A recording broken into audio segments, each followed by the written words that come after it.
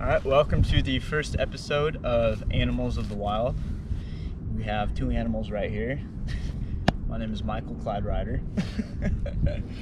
And this is my special first-time guest, one of my best friends. Skylar, Lima. Never met this man before in my life. Also known as Skylord. Find me on Instagram, the Standout Recluse. The Standout Recluse. Yeah. That is a beautiful name. How'd you get that name? You gave it to me, actually, unbeknowingly. So,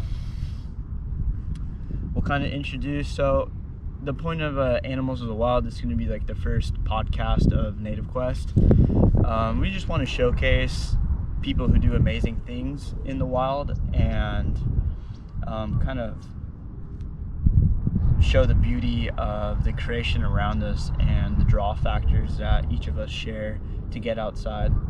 You know, I feel like when we go on these different adventures and excursions, we all come back with different kinds of mindsets that we develop on the trail. That is very important to share with people off the trail and back home. So that's kind of the point of this series of Animals of the Wild. So let's kind of talk about first how we met. Okay. Out of class. So we both went to Humboldt State University, and there's this trail out there, Strawberry Rock, in Trinidad. It is out of bounds on private property. Yeah. There's loggers there hanging up in hammocks in the trees, pretty much living there. Was it the loggers or people who were protesting the logging? The people who were protesting the logging. Yeah, a bunch of hippies. Just surrounded by hippies in Humboldt. Oh, I miss it. Yeah. Everyone had hairy legs despite your gender. And so, yeah, I was up on the top of Strawberry Rock, unprepared, starving.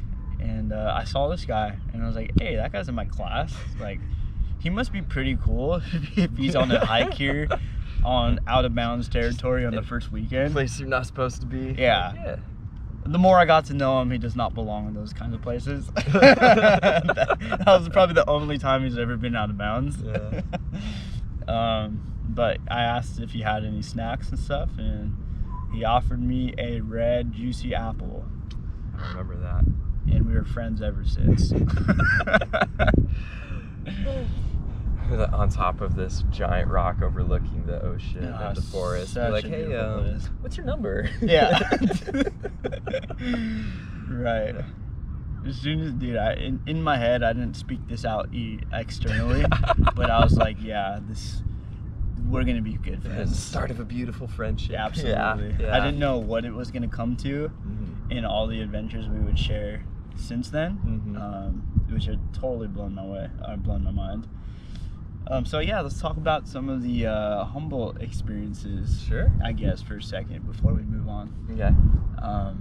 Is there any experiences that stick out to you? From our experiences together in Humboldt, or just being in Humboldt in general? Sure. How about you share some of the mindset that translated to you from your experience in Humboldt, and then if any experience with the two of us stick out, share that. I mean, it's a very hippie-esque, socially progressive place.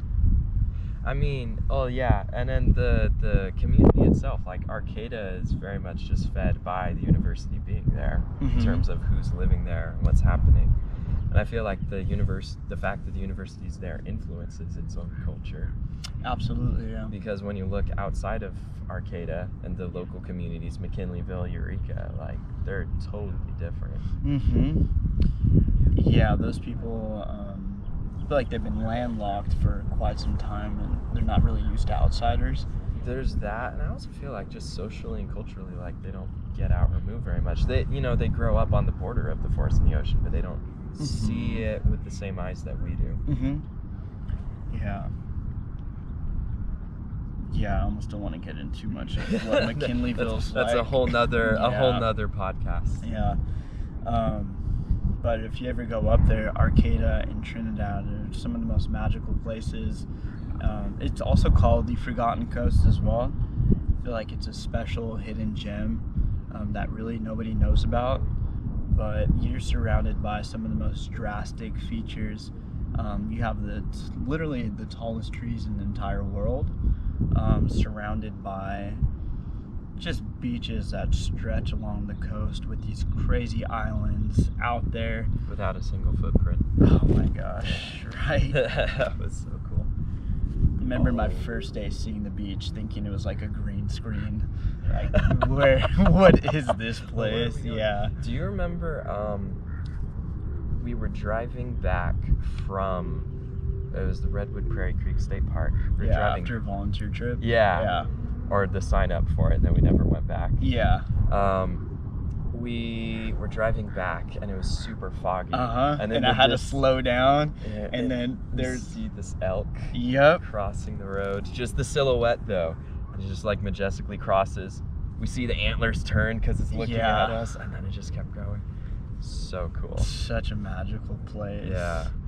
I feel like you're very just living in harmony with nature in Humboldt area. It's just right at your doorstep, literally. Out of class, we can get out of our recreation class, and within under 5 minutes, we were in the redwoods. Just like right behind the building. Yeah. So I guess a special trip for me, kind of the preconceived start of Native Quest, was our spring break Yosemite trip. Oh yeah. So that was a good one. Yeah, tell me a little bit about that experience, or what it was like for you, because there's so many people we didn't really know. That trip was pretty crazy, actually. Yeah. I think that trip was probably the most different from any trip I had done prior to that. Yeah. And probably since. But yeah, no, that was a lot of fun. I remember when we were just like doing our day hikes around the valley, just like exploring it. We were just having a crazy fun time the whole way. Our friend Ryan just like on a mission to make sure we're seeing all these cool spots. That was too much for me. I remember I was just so blown. It was my first time in Yosemite, completely blown away by the landscape there. Yeah. That I was walking at a snail's pace. You're like way in the back of the group. They were dragging me the whole way through. We're like, come on, Mike, let's go. It's like, but look, can we wait and look? Like, there's parts I couldn't speak for other reasons, and because of how beautiful it was. I guess anything should go on this podcast. I think it's okay if I talk about my past. You want to talk about that? Okay. If it comes up. That's up to you. If it comes up. Okay. Yeah. But yeah, I remember sitting in the meadows, overlooking Half Dome. When we were all sitting there, I was writing some poems in my book, and we were all kind of grouped up. Okay. Tuolumne Meadows, I think it was. Really? Were we? I don't remember us being there. We were in the meadows looking at Half Dome for sure. The only time I remember not being in the valley was when we climbed up Yosemite Falls. The meadows isn't the valley? No.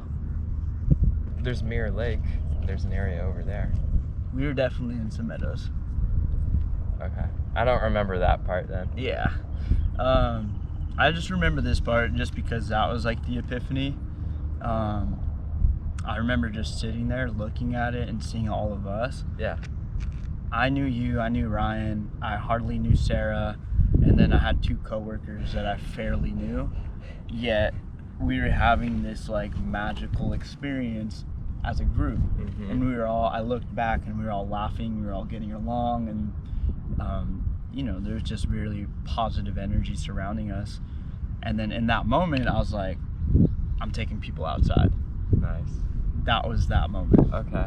And that moment stuck out with me for the rest of my time in Humboldt, pretty much. But that was the spark of it.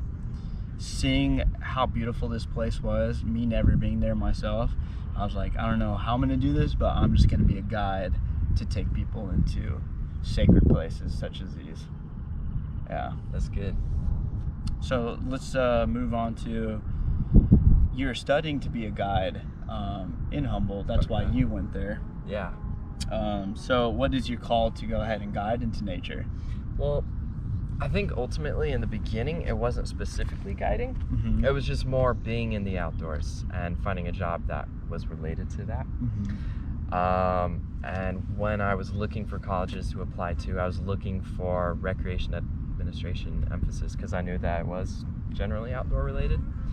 And I was looking for, at the different descriptions from different colleges about their programs. Yeah. Of all of them, Humboldt's, I felt like it was speaking to me specifically, like as an individual. As I was reading it, I was like, wow, this is talking to me. So I was like, that's the one I want to go to. And Right. ultimately ended up being the one I did go to. Mm-hmm. And as I was doing it, at the time, I thought I would do more like park ranger stuff. Same. Is what I thought. And the more classes I took and the more things I learned about it, I realized that wasn't what I wanted to do. Same. And I took an interpretation class, like how to be an interpretive guide. Actually, Sarah was there too. Interesting. In that class. But like the more I did it, the more I was like, okay, this is, again, it's a fun group of people, similar to Rec was, but it's honestly, I was like, oh, this is more work. Yeah. I don't like this. I want to make money and not feel like I'm working. Yeah. That's the goal. I was like, yeah. Because what they were showing us is like the work itself was almost like doing homework beforehand. Yeah, the So I was research and everything. And you do that with Rec as well, but I feel more involved and excited about it. Yeah. I don't feel like I'm not being true. I didn't feel like I was being true to myself with Interp. Like I had to kind of put on a show and be an act to make people happy with the information I was giving them. And I didn't feel like that was me. I was like, me as my honest self can be a little more monotone, which is not going to be the way people get excited about, oh, bees, or whatever it is. But with recreation, I felt like I was a little more at home, I guess, with the guiding classes and those things. And I think that's what led me into that direction. And you can always have the interpretive nature as an aspect of that. If you want to. Definitely. And I'm sure I will. It's just another thing that people will be interested in. And I'm constantly asked questions whenever I do just take people on hikes. Like, always be like, oh, so what's this thing? I'm like, geez, I don't know, a plant? Gosh. Can you eat it? That's what I always ask. Can you eat it? What's the medicinal properties? It's like, you could try. But yeah, I've been researching a lot more when I go on to trips. I'll spend like a week or so kind of looking at the environment, especially looking at how Native Americans utilized and thrived off the land. Because, they have it going on. Oh, yeah. They know how to live harmoniously. Down. So I like to research their methods, and then I'll interpret based on what they say. Okay. So let's move on to graduation. We finished Humboldt pretty much at the same time, and we went our separate ways for a while. And then you moved back to the States. You mean you moved back to Southern Cal? Southern California, Santa Monica area, Culver City. So when you moved back with this degree, were you hungry to go ahead and get into the outdoors, or what was kind of your initial step coming back home? Well, I've always wanted to do something outdoors, like always, even when it's not guiding or being a ranger or something. When I came back, I was feeling a little burned out. I had just been working at the school's guiding company, and a lot of what I was doing, the majority of it was office work for week to week basis. Just like working on filling out forms and dealing with combination of financials and like risk management forms and stuff, which is all necessary for a business like that. It just wasn't where my passion was, and I was feeling a little burned out. And I did get to do some guiding while I was working there. And those were the highlights of while I was at that Right, place. that's why you were doing it. Exactly. But afterwards, I was feeling a little burned out, and I kind of wanted to do something new or different. And I really prolonged my looking for something. And eventually, I got to a point where it's like, well, I need to make money now, and I'm not finding anything. Yeah. Let's go back to what we know. Yeah, so I ended up going back to like the job that I was working at before I was at Humboldt, which was like working as a like outdoor retail. Yeah. So again, it was like outdoor themed, but I was inside again, so I was still not like. Towards the end of that, I decided to apply to be an assistant manager for a while, and I got that. So I was like a little better pay, but more responsibility and more stupidity. Yeah. So but during that stint, we went on a couple trips together. we did. We went on, you actually went on the very first Native Quest trip. Yeah. Totally different than all the ones that happen now. That one was unofficial, official, number one. It was It was like dipping the toe in the water. Yeah. So like, how was this? But then the water was hot. The water was steamy. That was a spicy trip. Yeah. Lots of memories and lots of forgotten memories. That was the last time we saw Ryan. Yeah. Shit. It was a reunion of some sorts. Yeah. It was my favorite people from Humboldt, my favorite people from Southern California, and everywhere in between. And it was in Joshua Tree, Pioneer Town. There's like 16 of us. We totally took over this place, playing music till like midnight, and Yeah. kind of just the camaraderie was just intense. So high. Yeah. There was never a silent, dull moment the entirety of the trip. No. Not at all. I feel like the second day I had to do like a solo hike or something. Oh yeah. I was like, hold on, I need some air. Yeah, it's too much. And That was really cool though. but we after every trip we reflect and we grow and we move forward. So we moved away from the party atmosphere. Yeah. That was actually the last time I drank.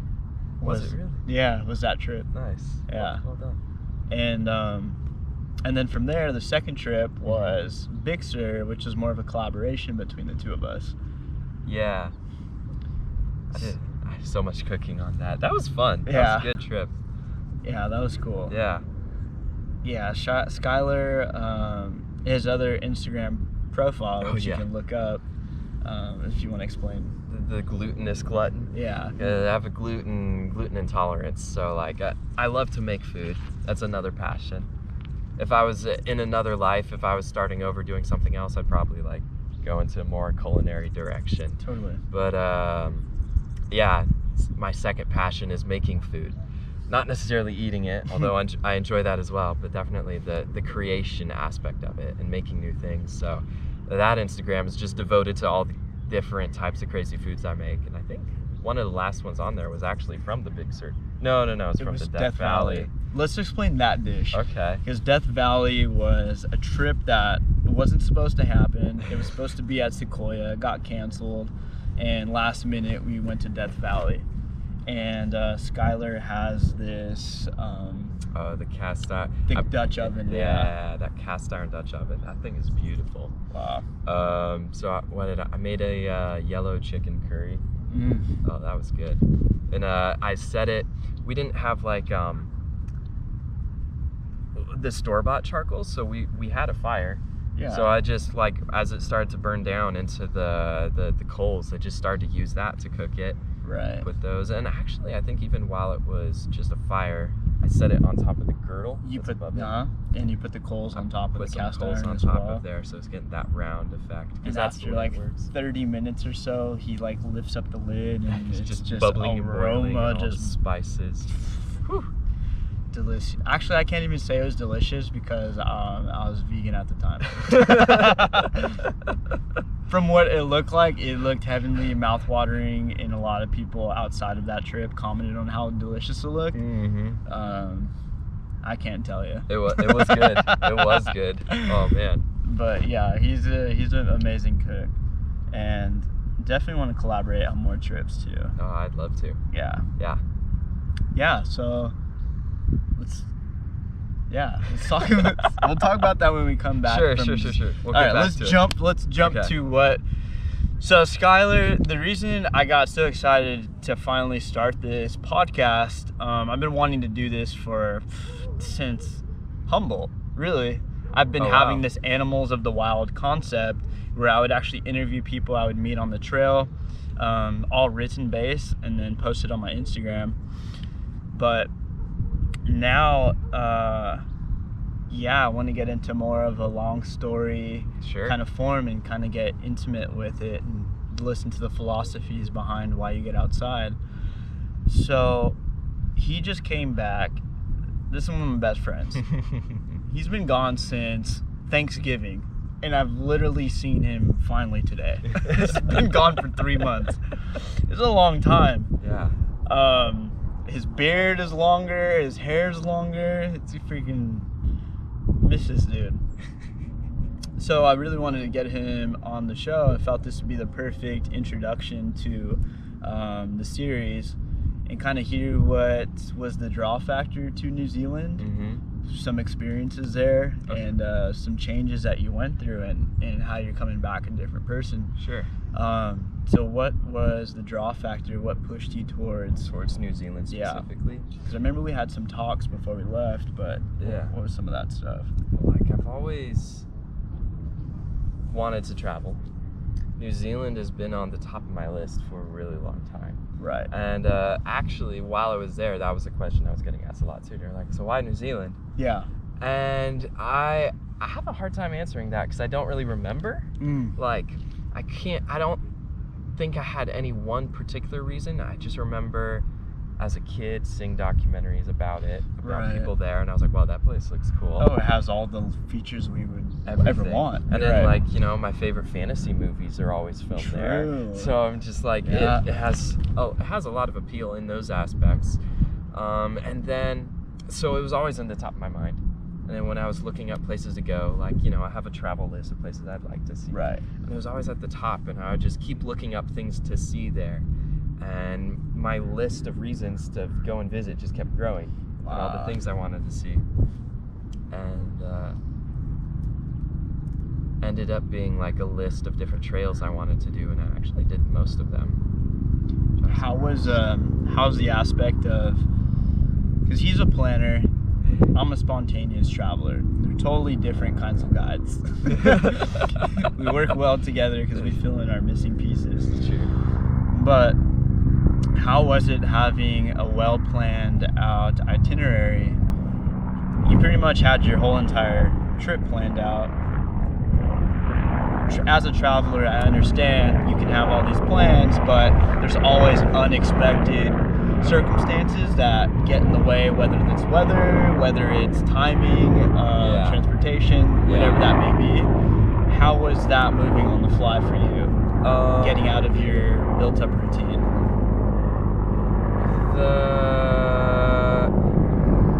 I mean, I adapted. Yeah. You know, I figured it out. But, like, at first, I'd say the first instance of, like, coming outside of my own itinerary was due to the weather. So I was planning on doing this track called the Gillespie Pass track. Okay. And it was in this area north of this town called Wanaka. Nice. And it's really funny, like, looking and reading the names and being like, oh, Wanaka. And then you go there and be like, so I'm going to Wanaka. And they're like, you mean Wanaka? Yeah. And you're like, oh, sure. That one. Yeah. Dude, feeling like an outsider. Yeah. And then, like, Dunedin. You mean Dunedin? Yes. Dunedin. Didn't I just say that? And I met a friend who was like, Dunedin. And I never stopped calling it that. But so I was heading towards Wanaka so I could come up to do this track above it. And the weather was just getting really rainy. Yeah. Apparently, this was the rainiest summer that they had in like 10 years. I was about to say, if you follow his Instagram, if you follow his blog posts, you can kind of see all the inclement weather changes that you had to deal with And that being said, it does rain in the summer in New Zealand. Okay. But not as consistently or as heavily as it was while I was there. Yeah. So it was just more so than usual. Kind of reminded me of Humboldt in a little bit. But yeah, I mean they're not they're used to having a lot of water there. Yeah. They have so many rivers and lakes. And so while I was there, Wanaka is on the border of a lake, and the lake started to flood into the town. Oh, wow. While I was there. And so the people who I was talking to in the hostel I was staying at, they said they were going to go to this town called Christchurch, which is like on the further eastern side of the country. And I was a little more western, where all the rain is coming from. And so I was like, maybe I'll try to go there. So I started to make plans for it. And so like I booked the hostel there, like via my phone. I booked the hostel, and then I was going to book the bus, but all of the buses were full. Like for the next 3 days or something. I was like, oh no. And that's where I started to freak out for the first time. Yeah. So I was like, oh crap, what do we do? And 'cause you have such a limited time, you have to fill it. Yeah. And I ended up going to Queenstown, which was closer to Wanaka. Okay. And honestly better than Christchurch by far. I love how it works out at times. It did. And once I figured out that I was going to go to Christchurch instead, I stopped freaking out. Yeah. And it was funny because once I was waiting for the bus to go to Christchurch, the two guys who I had made friends with and who were going to go to Christchurch, they showed up and they were like, oh yeah, we couldn't get to Christchurch, so we're going to go to Queenstown. I was like, oh. Yeah. Well, I guess we'll be on the same ride here. Yeah, we're all going. But yeah, so like after that moment, I was more okay with just like changes and going with the flow. Yeah.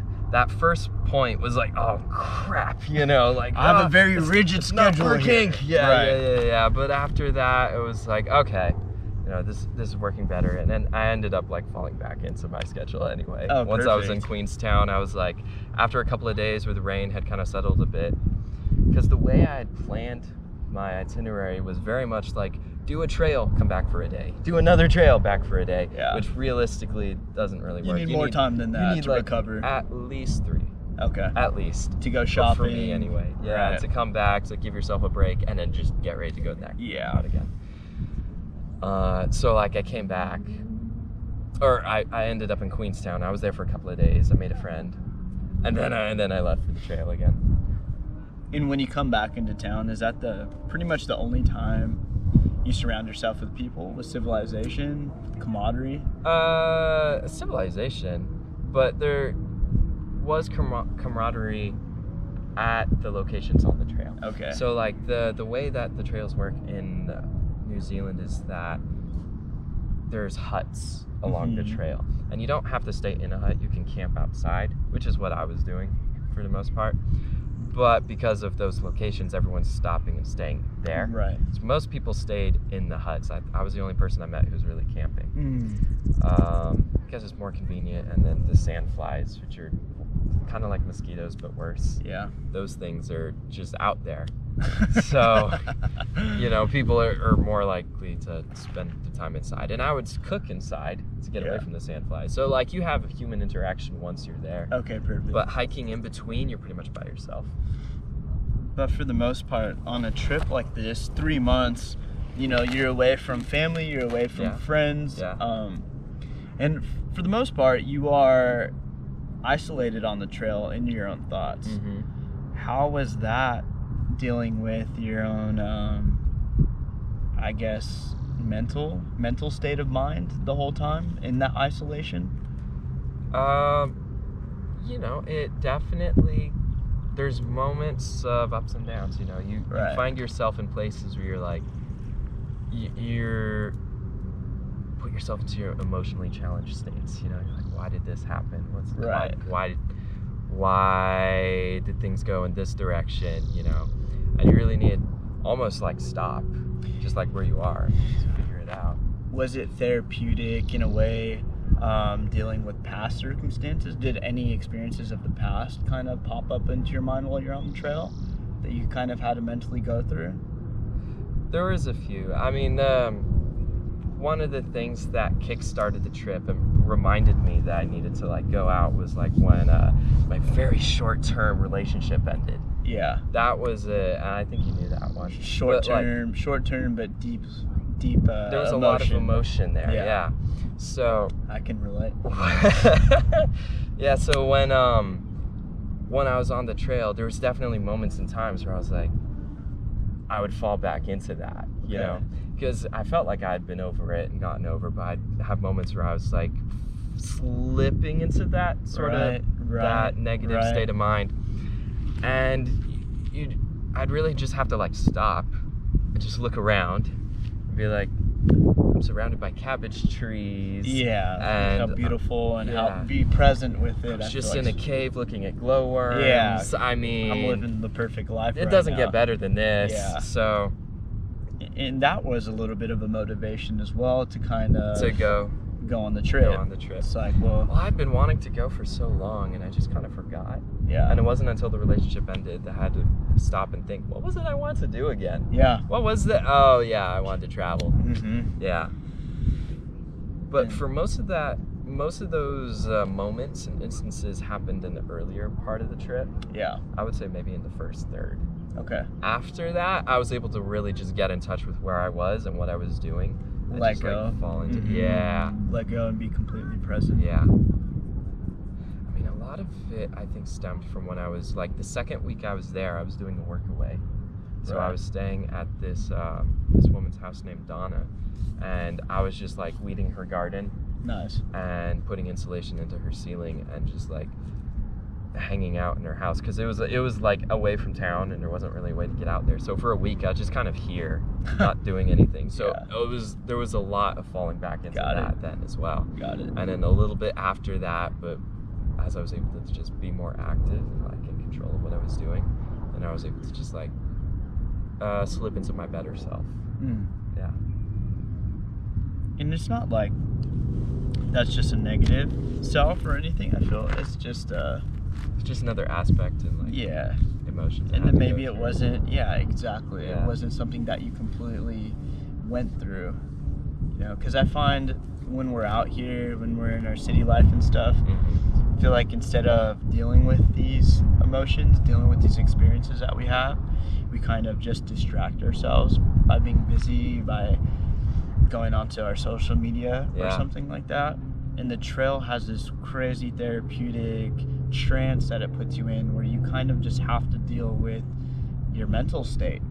And I think that's why people who are typically outdoorsy have such a stable mindset, because there's a lot more let go and release. Yeah, they're very present people.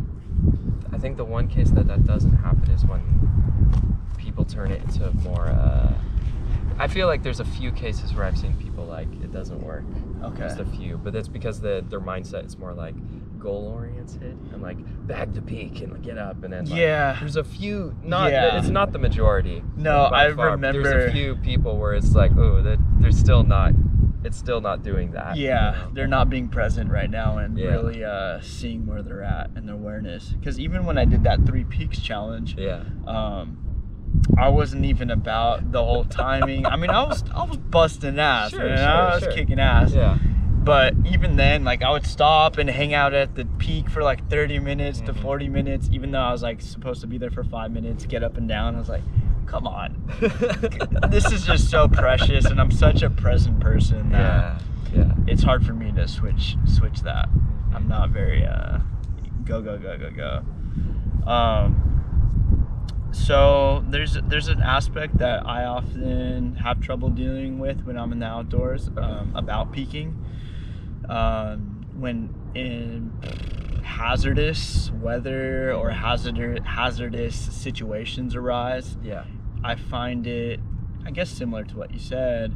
I have a goal. I have to summit this peak. I have to reach the top of this, and nothing's gonna stop me. Right. I might die on the way here.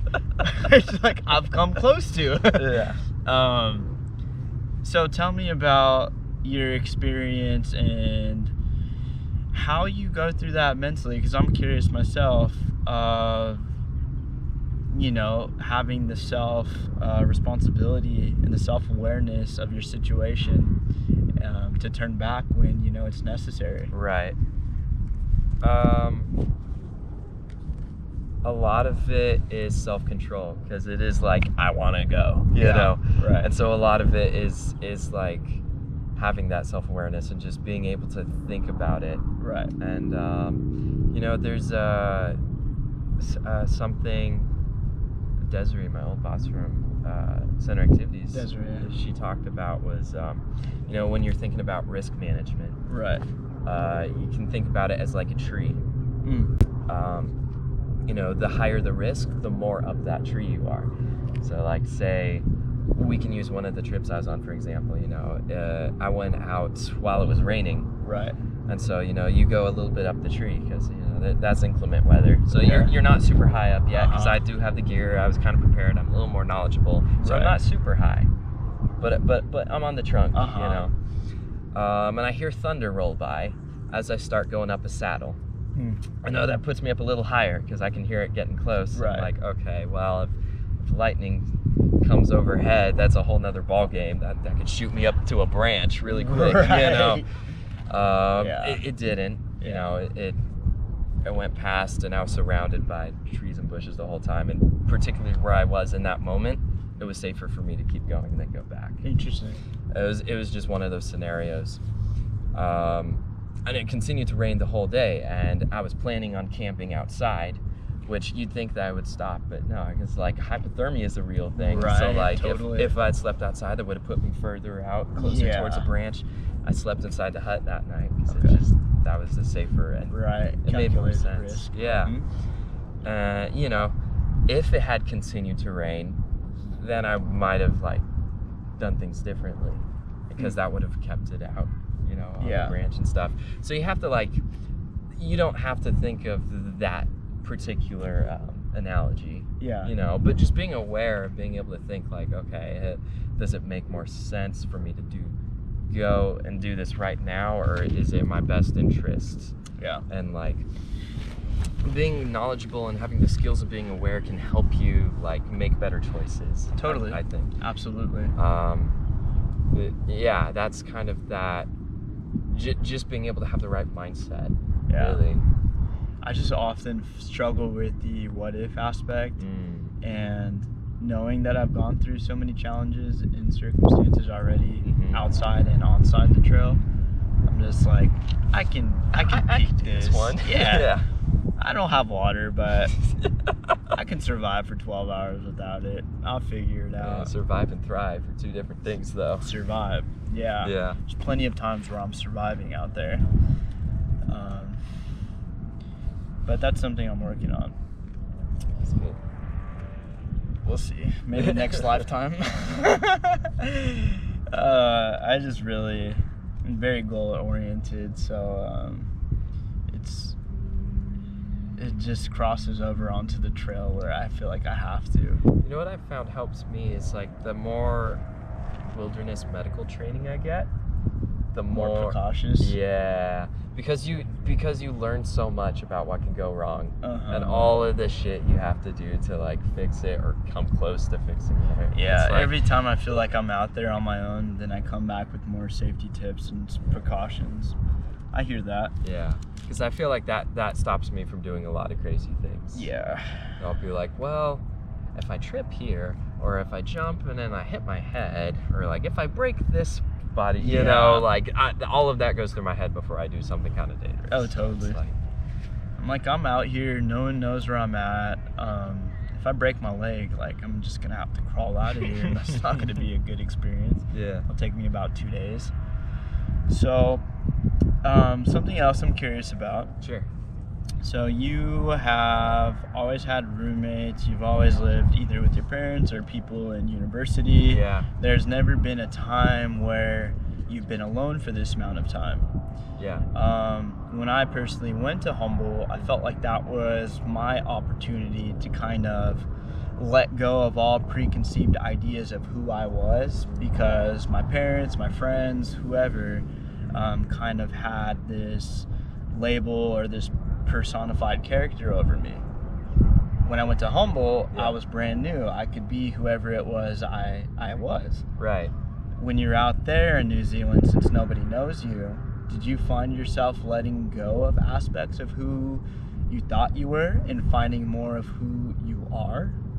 Were you able to just be more you? I feel like, well, I don't think I came in with that intention. Of course. I don't think I came in that way, but I feel like I did come in with sort of I wanted to take away. Yeah. I wasn't sure what it was going to be, but I wanted something to take away from it. And I feel like at some point or another, I was trying to figure out, so what do I do after this? Like, what is my next thing? How am I going to, where do I go? What is that? And I think what I came up with was so vague. Yeah. But more meaningful for me, and I think I've become more comfortable with the vagueness. Okay. As long as that's your forward, live your best life. Exactly, and that's what it was. Okay. That's what it was. Is from here, I'm just going to concentrate on living my best life, and what that means to me will mean what it is in that moment. Perfect. Yeah. So it's so perfect. And I think before that, I've always, like we kind of mentioned, I've always been sort of a planner. Yes. I've always been sort of, let me make a plan and mindset and like do it out, A, B, C, D, and that's always been my comfort zone, whether on the trail or just in life for the most part. And when I graduated Humboldt, I didn't really know what my next thing was, and the message I kept coming up with every time I meditated, tried to figure it out, look things up, the message I was getting was travel. Okay. And I was not comfortable with it at the time. Yeah. Because I was like, how the hell do I make money doing that? Because that's what I was trying to figure out. I was like, so what's my next career step? And I kept getting travel, and I was like, that's not a career. No, but the opportunity to find yourself and to come up with that mindset of live your best life. Yeah. So that's and now you've traveled, and now you've experienced a different way of life that you're able to still thrive, come back with an amazing experience. Yeah. That I'm sure changed your life for the better. I would agree. Yeah. I think so. Yeah, so now I'm just like, I don't have an exact plan, but I'm more trusting and okay with it. Yeah. Just like, I'm gonna be working hard. It's not gonna be easy, but I'm gonna make sure that I'm enjoying it and living the best that I can be. Totally. Yeah. Man. I'm right there with you, Thank bro. you. I'm right there with you. So just finish it up here. Yeah. Because that was a beautiful note to kind of end it on. Sure. But I'm super happy you're back, and that that was kind of the mindset I was hoping you would come back with. You can't really tell somebody what to learn. No. I feel like you being comfortable with the spontaneous disruptions and your planning and you kind of adapting to situation was huge, as well as just being completely present in your situation and living that best life in whatever's handed to you that day. Like right now, this is so perfect. Like we're literally on the coast of North LA, Malibu area. Yeah, kind of like the north of Santa Monica. Yeah, Topanga Malibu-ish. Canyons. Yeah. And I feel like we're just gonna do a lot of amazing things together in 2020, man. I'm pretty excited. We'll definitely do some big partnerships. Yeah. Throw some big events. I'm excited for this year. Yeah. Yeah. I feel like we both, in our own ways. Yeah. You went off to find yourself. Yeah. And I went in to find myself. Yeah. But both extremely rooted in, first of all, who we are. And what we're trying to do here. Yeah. Which is to inspire through the outdoors. Your other brand, Outdoor Inspired. Outdoor Inspired. So. Yep. I appreciate you being the first inaugural guest. Oh, I appreciate being the first. Yeah. And my first Native Quest trip as well. I love you, buddy. There from the beginning till the end. Awesome. Yeah. Thank you for tuning in. Until next time.